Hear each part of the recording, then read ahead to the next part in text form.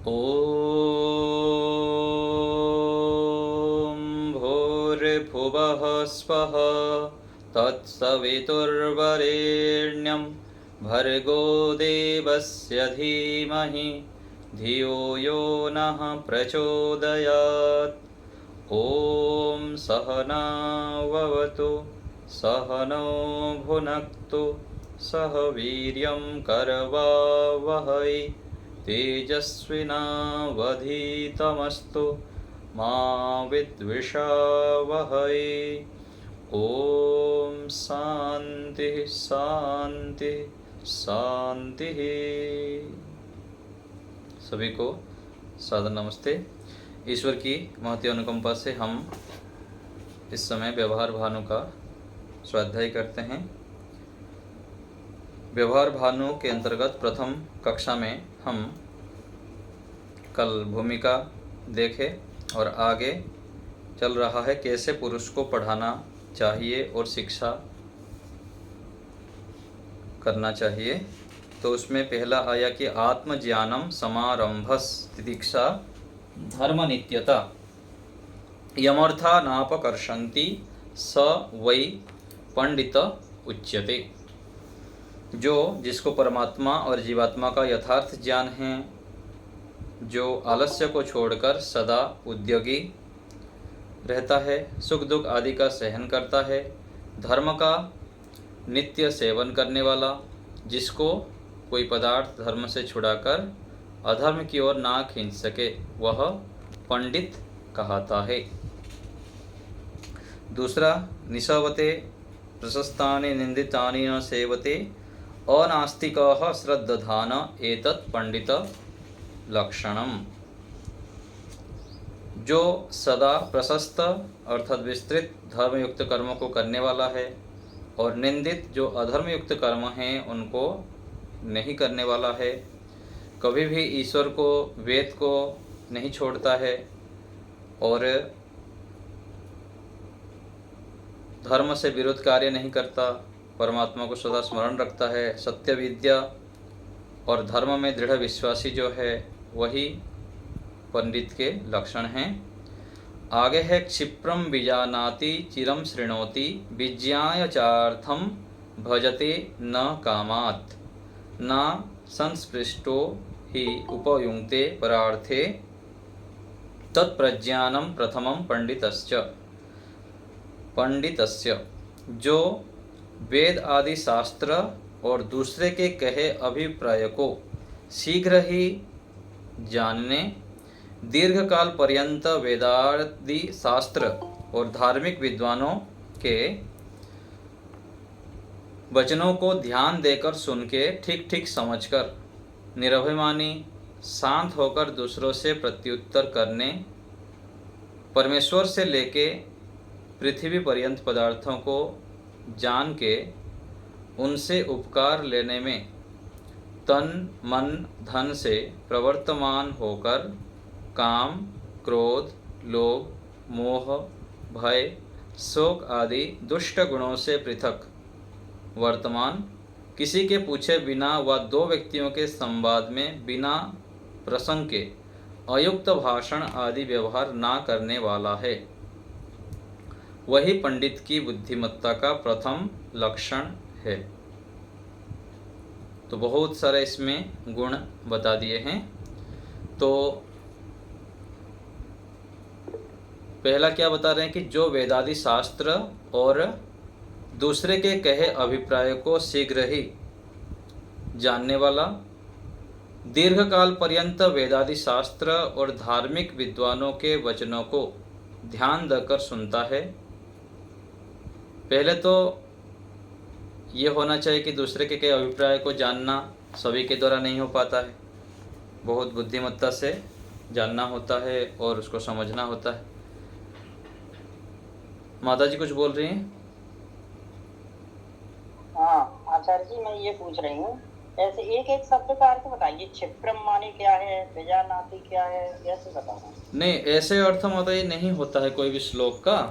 एक एक अर्थ करेंगे तो आपको समझ, इसका भाव रूप में अर्थ लेना पड़ता है। इसमें जो भी श्लोक आदि होते हैं ना, तो क्षिप्रम अर्थात बहुत तेज से, तो इससे क्या निकलेगा अर्थ, गति से, है ना। विजानति जानता है, और चिरम शृणति अर्थात लंबे काल तक सुनने वाला, दीर्घ सुनने वाला, चिरम अर्थात दीर्घ काल होता है ना। शृणोति सुनता है, विज्ञाय विशेष प्रकार से जानता है अर्थ को, भजते न कामात जो काम वासनाओं में, भजते अर्थात सेवन नहीं करता है, भज धातु है यहाँ पर, है ना, ऐसे अर्थ है। और न असंस्पृष्टो ही, संस्पृष्ट अर्थात युक्त होना, उपभुंक्ते परार्थे दूसरे के जो परार्थ, दूसरे के धन में उसको लोभ नहीं करता है, संस्पृष्ट नहीं होता है ना, युक्त नहीं होता है, ऐसे होगा इसका अर्थ। तत्प्रज्ञानम वह क्या है, प्रथम पंडित का लक्षण है, उसको ही हम प्रकृष्ट ज्ञान से युक्त जानेंगे। तत्प्रज्ञानम उसी को, वह व्यक्ति क्या है, पंडित के लक्षण योग्य है और प्रथम पंडित के लक्षण है। तो ये एक एक पद का अर्थ हो गया।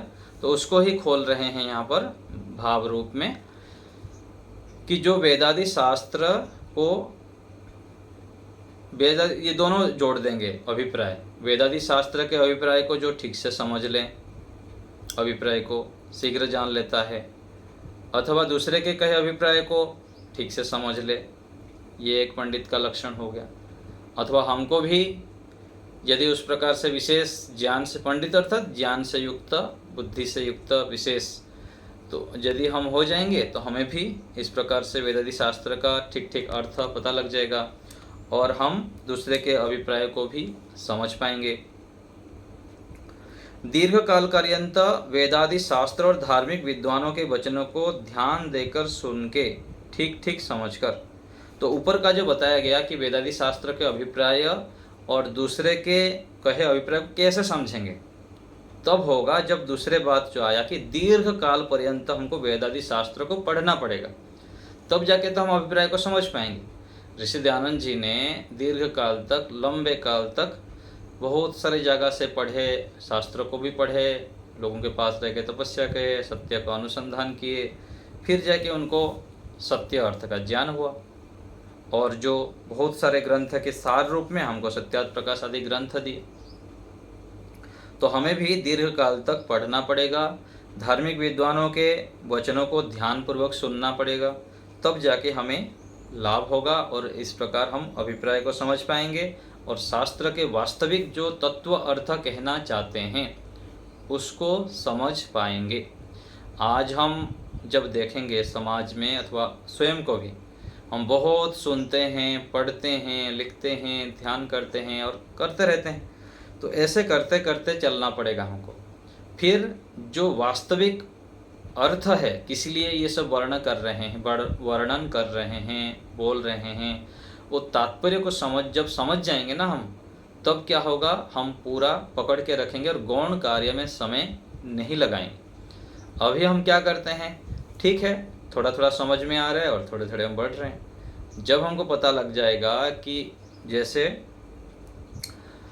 ऋषियों ने कह रहे हैं कि कभी भी अगले क्षण में हमारा मृत्यु हो सकती है, यदि हमको पता लग जाएगा कि रात तक ही हमको जो करना है कर लें और रात को सोने के बाद सुबह उठेंगे नहीं हम, यदि पता लग जाएगा तो हम क्या करेंगे। कोई व्यक्ति धन को इकट्ठा कर लेगा, अपने बेटे को बुला के सारा नाम कर देगा, और कोई धार्मिक व्यक्ति होंगे, बुद्धिमती होंगे, तो जल्दी जल्दी कुछ विशेष दान पुण्य कर लेंगे कि भाई दान पुण्य कर लेता हूँ, रख के क्या होगा, मेरा खाते में एंट्री हो जाएगा। तो ऐसे हम कितने जागरूक रहते हैं इस स्थिति में कि हम काल नहीं रहेंगे और आज ही कुछ पुण्य काम कर लें और अच्छे कार्य कर लें, तो ऐसे स्थिति बन जाएंगे और हम पूरा केवल परमात्मा से ही पकड़ के रखेंगे। प्रभु हमको ऐसे स्थान पर जन्म दीजिए जिससे हम आपकी ओर बढ़ पाएँ, वेद का ज्ञान हो, अच्छे माता पिता मिले, यही चाहेंगे जो बुद्धिमान हैं, जो अगले जन्म को जानता है। कितने जागरूक हो जाएंगे तब होंगे जब हम ठीक से समझ जाएंगे। तो कब होता है ये समझना, लंबे काल तक, हमको दीर्घ काल तक निरंतरता में जब हम प्रयत्न करेंगे तब हमको समझ में आएगा। तो ये जब हो जाता है, ठीक ठीक समझ लेते हैं हम, तब निरभिमानी हो जाते हैं, अभिमान से रहित हो जाते हैं।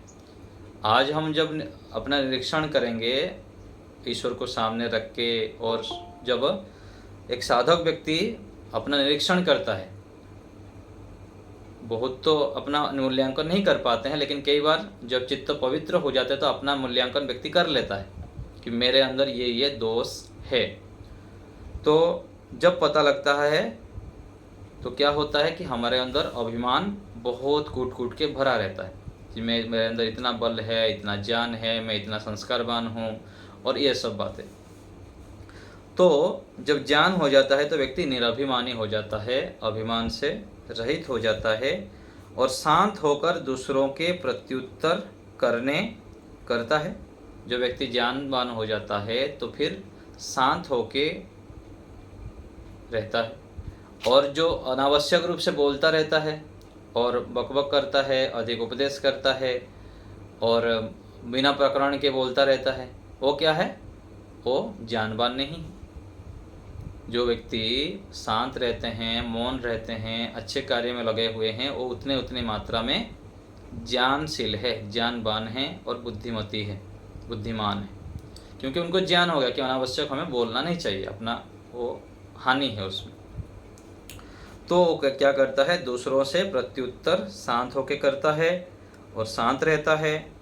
परमेश्वर से लेके पृथ्वी पर्यंत पदार्थों को जान के उनसे उपकार लेने में तन मन धन से प्रवृत्तमान होकर, तो फिर परमेश्वर से लेके पृथ्वी पर्यंत पदार्थों को जानने के लिए तन मन धन से युक्त रहता है, और काम क्रोध लोभ मोह भय शोक आदि दुष्ट गुणों से पृथक वर्तमान रहता है, जो पंडित है, ज्ञानी है, और किसी के पूछे बिना व दो व्यक्तियों के संवाद में बिना प्रसंग के अयुक्त भाषण आदि व्यवहार ना करने वाला।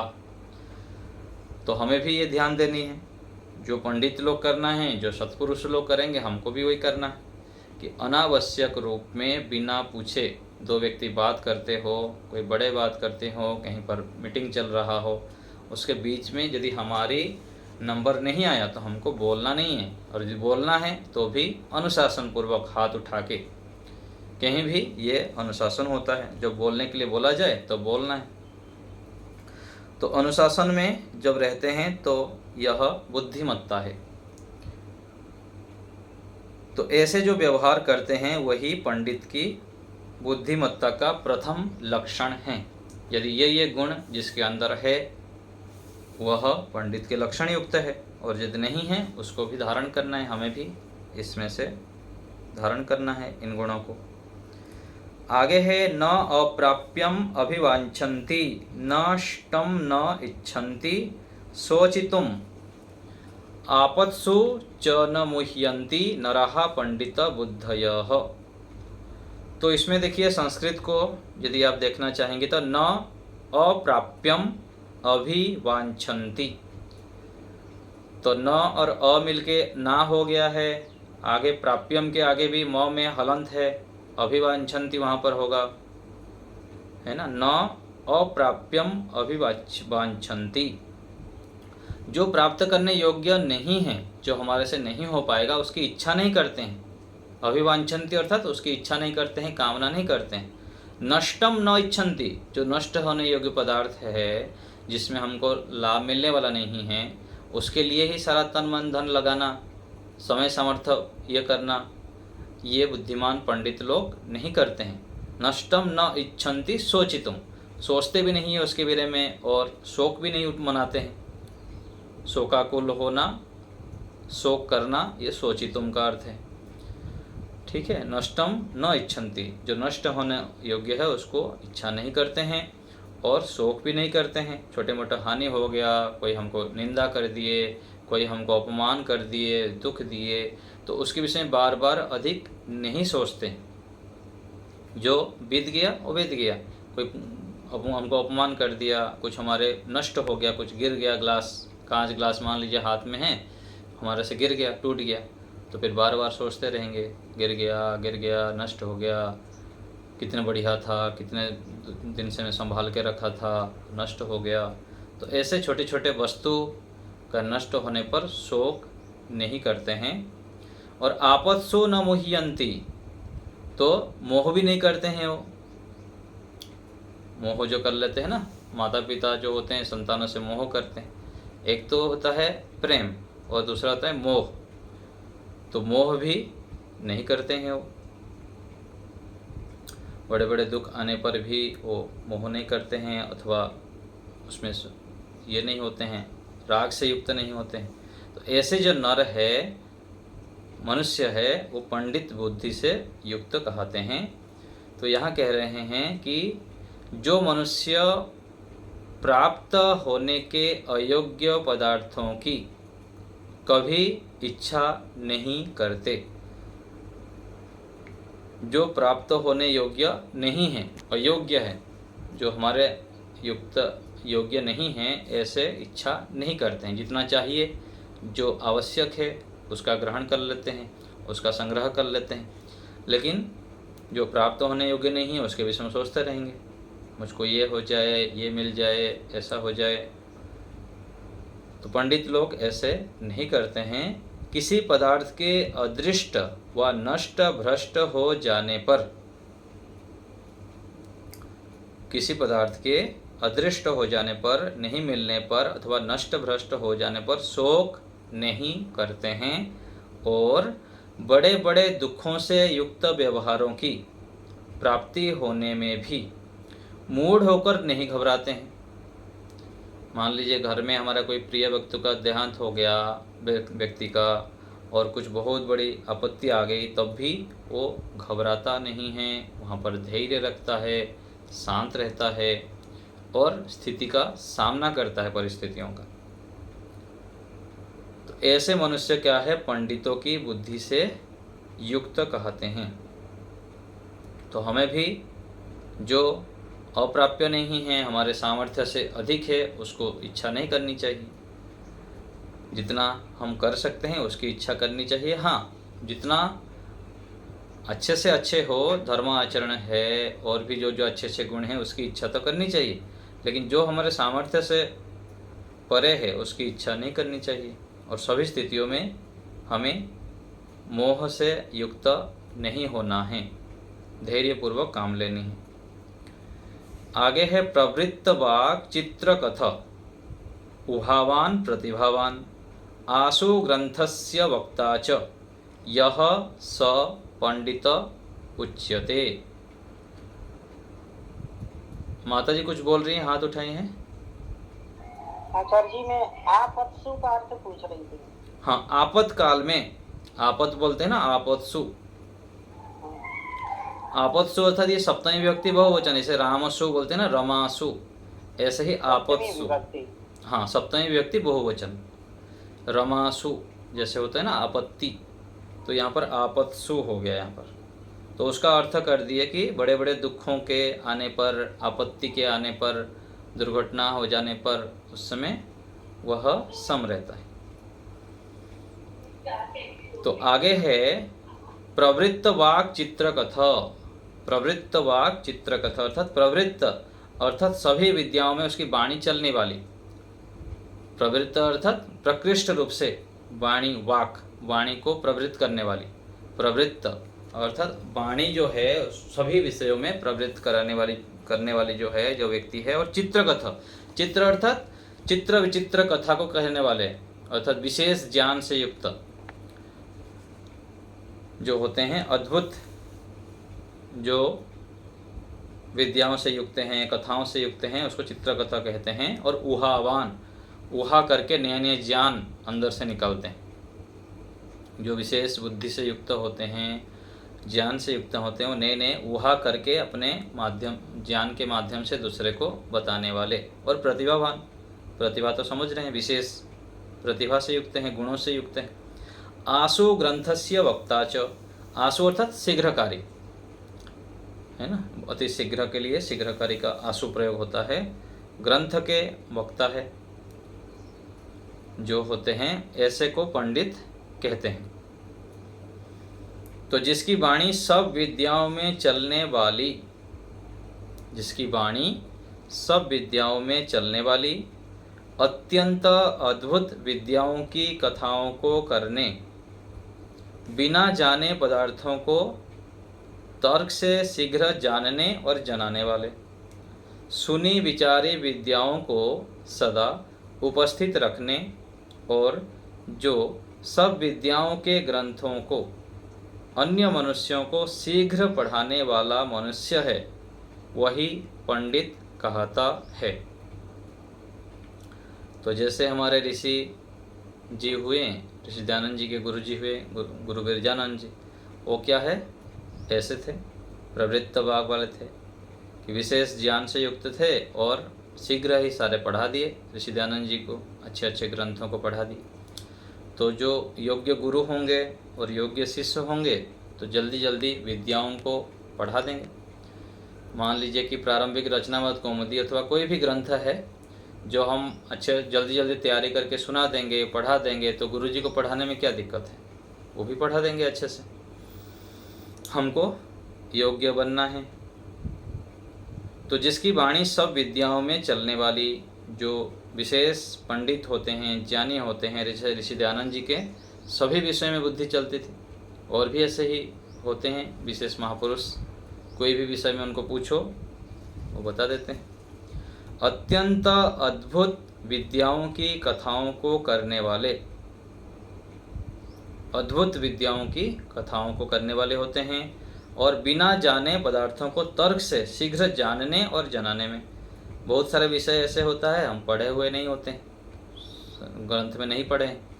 मान लीजिए सत्यार्थ प्रकाश दशम समोल्लास में आ गया, अथवा व्यवहार भानु परीक्षा हो रही है, मौखिक परीक्षा, कुछ विषय आपको पूछ दिया गया कि ये विषय, तो उसमें ना आया हो अथवा एक भी पंक्ति आया हो, उसके साथ लगा हुआ और भी विषय आपको पूछा जा सकता है।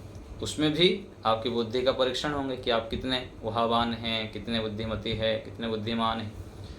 तो जो विशेष बुद्धिमती होते हैं, बुद्धिमान होते हैं, ज्ञानी होते हैं, वो समझ लेते हैं, उसका उत्तर भी दे देते हैं उहा करके। तो उसके लिए भी हमें तैयार रहना चाहिए। और ये धीरे धीरे हम जब आगे बढ़ते रहते हैं, अपने ज्ञान को पवित्र करते हैं, आचरण को पवित्र करते हैं और जीवन को शुद्ध करते हैं, सुबह से लेकर रात तक हमारे मन, वाणी और शरीर से जो हम कर्म करते हैं उसको जितना पवित्र शुद्ध करते हैं उतना हमारा ज्ञान शुद्ध हो जाता है। हम नए नए ऊहा कर सकते हैं और विशेष जो ज्ञान है व्यवहार संबंधित उसको प्राप्त कर लेते हैं और उसका उत्तर भी हम दे देते हैं, कोई पूछे तो सुनी विचारी विद्याओं को सदा उपस्थित रखने वाले, कुछ सुने हैं जैसे आप सुन रहे हैं, कुछ विचार किए हैं शास्त्र से संबंधित, उसको सदा उपस्थित रखने वाले। जो बुद्धिमान होते हैं वो सुनने पर तुरंत याद कर लेते हैं। जैसे गुरु बिरजानंद जी का अष्टाध्यायी के 4000 सूत्र, वो किसी से, उनको तो प्रज्ञा चक्षु थे लेकिन वो दूसरे से सुन के याद रख लिए। तो जैसे हम यहाँ पाठ पढ़ाते हैं, कुछ बातें ऐसे हैं बोलते बोलते हम बोल देते हैं जहाँ यहाँ लिखा नहीं है, तो उसको सुन के भी कुछ याद रह जाता है। तो ज्ञान से जो युक्त होते हैं, पवित्र होते हैं, तो उनके मन में ये सब बातें रहने लग जाता है जो सुनते हैं और विचारते हैं। जो सब विद्याओं के ग्रंथ को अन्य मनुष्यों को शीघ्र पढ़ाने वाला है। तो शास्त्रों को पढ़ना भी है और पढ़ाना भी है। और जो पंडित होते हैं और दूसरे मनुष्यों को शीघ्र विद्याओं को पढ़ाने वाले होते हैं। जैसे कोई गुरु जी हैं, पढ़ा रहे हैं, आचार्य है, पढ़ा रहे हैं, तो वो क्या सोचते हैं कि हमारे विद्यार्थियों को मैं इस प्रकार से पढ़ाऊँ। एक तो हुआ कि पुस्तक में जो लिखा हुआ है चलो पढ़ा दिया और छुट्टी, जैसे लिखा है वैसे पढ़ा दिया। और दूसरे हैं कि जो लिखा हुआ विषय है पुस्तक में, उसको किस प्रकार से मैं प्रस्तुत करूं जिससे कि वो व्यक्ति सरलता से समझ पाए, उसको फिर आचरण में ला पाए और उसका जीवन आगे बढ़े, दुर्गुण भी छूटे और सद्गुण प्राप्त करें। तो ये जो पढ़ाने वाले हैं उनकी विशेषता है कि वो सरल ढंग से विद्याओं को प्राप्त कराएं। तो कहा गया ना सत्यार्थ प्रकाश में कि जो अनऋषि ग्रंथ है उसको पढ़ना क्या है, पहाड़ को खोदना और कौड़ी को प्राप्त करना। और जो ऋषिकृत ग्रंथ है, जैसे व्यवहार भानु आदि ग्रंथ हम पढ़ रहे हैं, सत्यार्थ प्रकाश आदि ग्रंथ है, ये क्या है, एक डुबकी लगाना और बहुमूल्य मोतियों को पाना। तो ये ऋषियों की शैली है कि वो कम शब्दों में हमको अच्छे अच्छे बहुत सारे बातें, गूढ़ बातें बता देते हैं। ये जो बता रहे हैं इसका कारण क्या है कि हम भी पंडित बनना है, हम भी ज्ञानी बनना है, हमको भी अच्छे शिक्षक बनना है।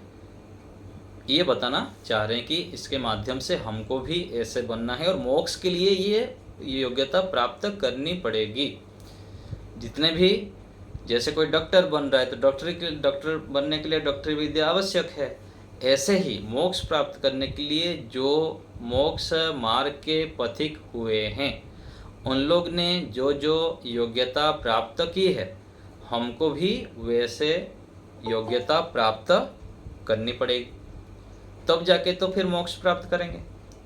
तो ये सब हमारे लिए है कि हमको इन गुणों को धारण करनी है और आगे पढ़नी है। आगे देखिए 6ठा श्लोक, श्रुतम प्रज्ञानुगम यस्य प्रज्ञा चैव श्रुतानुगा असंभिन्नार्या मर्यादः पंडिताख्याम लभेत सह। संस्कृत शब्द देखिए, श्रुतम प्रज्ञानुगम, जो श्रुतम अर्थात सुना हुआ है, प्रज्ञा तो विशेष ज्ञान है ना, प्रज्ञानुगम जो पढ़े हुए विशेष ज्ञान हैं, और यस्य प्रज्ञा जिसकी प्रज्ञा च एव, चैव हो गया, च और एव मिलके चैव हो गया, श्रुतानुगा। प्रज्ञानुगम और श्रुतानुगा, यहाँ पर जो लिखा है नुगम और नुगा, ये अनुसार, उसके अनुसार, उसके उस प्रकार से अर्थ लेंगे। असंभिन्न आर्य, असंभिन्नार्य मर्यादः,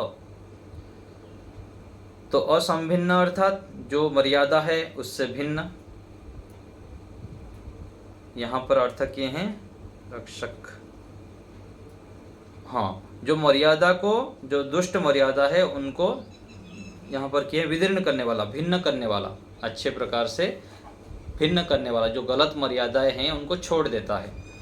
ऐसे पंडित आख्याम, पंडित आख्याम अर्थात पंडित नामक, आख्या नाम रूप में प्रयोग होता है संस्कृत में, तो पंडित नामक वो संज्ञा को प्राप्त करते हैं, पंडित आख्याम ऐसा है। तो जिसकी सुनी हुई, श्रुतम प्रज्ञा अर्थात सुनी हुई और पठित विद्या, सुनी हुई विद्या और जो पढ़ी हुई विद्या है, अपनी बुद्धि के सदा अनुकूल रहता है। जो ज्ञानी व्यक्ति हैं, क्या होता है, हम बहुत सारे बातें जानते हैं, झूठ नहीं बोलना चाहिए, सुने भी है और पढ़े भी हैं, लेकिन वो आचरण में ला पाते हैं क्या? कुछ लाते हैं, कभी कभी छूट जाता है। तो ये क्या है, हमारे बुद्धि के अनुकूल नहीं हो रहा है, जो पढ़ा हुआ सुना हुआ उसके अनुकूल हुआ नहीं। ईश्वर को तो मान लिए कि ईश्वर को जानते हैं कि ईश्वर हमारे साथ हैं, सदा हमारे पास रहते हैं, हमको जानते हैं, लेकिन भूल जाते हैं जब गलत काम कर लेते हैं अथवा कई सारी जगह पर त्रुटियां करते हैं। उसका कारण क्या है, हम जो पढ़ा हुआ सुना हुआ है उसको याद नहीं रखते।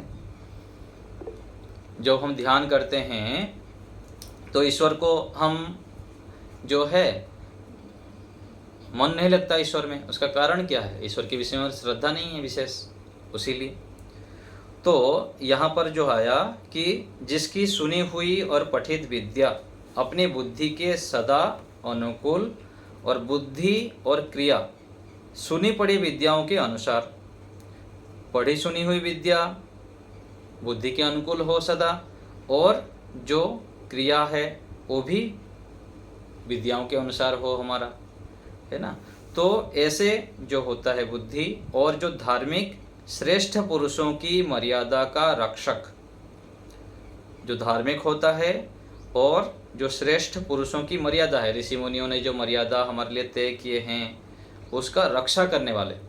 हम कोई भी कार्य करते हैं तो हम ऋषियों के प्रतिनिधि हैं, हम भगवान राम कृष्ण जितने भी ऋषि मुनि हुए हैं, हमारे आर्य परंपरा है, श्रेष्ठ परंपरा है, हम उनके प्रतिनिधि हैं। जो उस प्रकार आचरण करेगा तो उसकी रक्षा करेंगे। अपने कुल, परंपरा, माता पिता आदि की रक्षा हमारे हाथ में है। जो ऐसे उनकी मर्यादाओं का रक्षक होता है और दुष्ट डाकुओं की रीति को विदीर्ण करने हारा मनुष्य है। तो यहाँ है ना असंभिन्न, तो ये है कि जो दुष्ट डाकू आदि के आचरण हैं, उनके रीति रिवाज हैं और गलत आचरण है, उसको विदीर्ण करने वाला, नष्ट करने वाला है। अर्थात उनका कभी स्वीकार नहीं करता अपने जीवन में और उसको हटाता है, दूर करता है। और दूसरे जो दुष्ट आचरण करने वाले हैं उनको भी श्रेष्ठ आचरण की ओर ले जाने वाले हैं। ऐसे व्यक्ति को पंडित नाम कहना चाहिए। हाँ बोलिए, कुछ पूछ रहे हैं माता जी। आचार्य जी थोड़ा सा खोल दो इसे, प्रजानुगम से कैसे निकालेंगे इसे? माता जी इसको आप लोग भाव रूप से समझिए। व्याकरण जब तक नहीं पढ़ेंगे इसका सीधा सीधा एक अर्थ नहीं कर पाएंगे। ऐसे एक एक अर्थ में जब पढ़े रहेंगे तब उलझेंगे और समस्या हो जाएगी। ठीक है, मैं संकेत कर दिया ना आपको कि इसके अनुसार, पहले भी बता दिया था, आप पूछने से पहले बता दिया था कि श्रुति और प्रज्ञा के अनुकूल, अनुगम अर्थात अनुसार, पढ़ी हुई और विद्या के अनुसार अनुकूल आचरण करने वाला। ठीक है, श्रुतानुगा भी जो आगे आया है उस प्रकार से ही है कि पढ़ी सुनी विद्या के अनुकूल। यहाँ ही उसका अर्थ लिखा हुआ है, पढ़ी सुनी विद्याओं के अनुसार, ऐसे अर्थ करेंगे। आया था ना ज्ञान गमन प्राप्ति, जो गम धातु का अर्थ है, तो यहाँ पर नुगम अर्थात अनुगमन करना, उसके पीछे पीछे चलना। अनु अर्थात अनु उपसर्ग आता है, आगे आप व्याकरण पढ़ेंगे तो अनु अर्थात पीछे पीछे चलना। तो जो ज्ञान आदि हम पढ़े हुए हैं उसके पीछे पीछे चलना, उनके अनुकूल आचरण करना, उनके अनुसार जो व्यवहार करते हैं उनको हम पंडित कहेंगे। और जहाँ ऐसे सत्पुरुष पढ़ाने और बुद्धिमान पढ़ने वाले होते हैं, बता दिया था ये आपको कि पढ़ाने वाले भी ऐसे हो और पढ़ने वाले भी जब ऐसे होते हैं तब वहाँ पर क्या होता है, विद्या धर्म की वृद्धि होकर सदा आनंद ही बढ़ता जाता है। तो दोनों जब ऐसे होते हैं तब सदा आनंद की वृद्धि होती है, आनंद बढ़ता जाता है। और जहाँ निम्नलिखित मूढ़ अर्थात मूर्ख पढ़ने पढ़ाने आ रहे होते हैं, वहाँ अविद्या और अधर्म की वृद्धि होकर दुख बढ़ता ही जाता है। ठीक है, तो ऐसे जो पढ़ने पढ़ाने वाले होंगे तो बुद्धिमान बन जाएंगे। हाँ पूछिए माता जी। आचार्य जी, मैं सुबह की क्लास तक पूछना चाहती थी, वो जो वाक्य बनाव लिखा है ना, नहीं अभी लेकिन बाद में पूछेंगे उसको। तो यहाँ पर जो बताया गया कि पढ़ने और बुद्धिमान पढ़ने पढ़ाने वाले होंगे, तो यहाँ पर फिर ज्ञान की वृद्धि होगी और आनंद की भी वृद्धि होगी। और जो मूढ़ व्यक्ति कैसे कैसे होंगे, ये तो पढ़ने वाले को बता दिए, बुद्धिमान का लक्षण बता दिए, आगे मूढ़ का लक्षण बता रहे हैं कि मूढ़ व्यक्ति किसे कहेंगे, तो ये आगे हम चर्चा करेंगे। तो आज जो हम विचार किए कि विद्वानों को कैसे होना चाहिए, पंडित के लक्षण क्या है, वेदादि शास्त्रों के अभिप्रायों को ठीक ठीक समझने वाला और उसको सुनकर अपने ज्ञान में धारण करने वाला, और काम क्रोध लोभ आदि से पृथक रहने वाला, बिना पूछे भी अर्थ को जो तात्पर्य है उसको समझ लेना, तो इन सब गुणों श्रेष्ठ विद्वानों का, पंडित का है।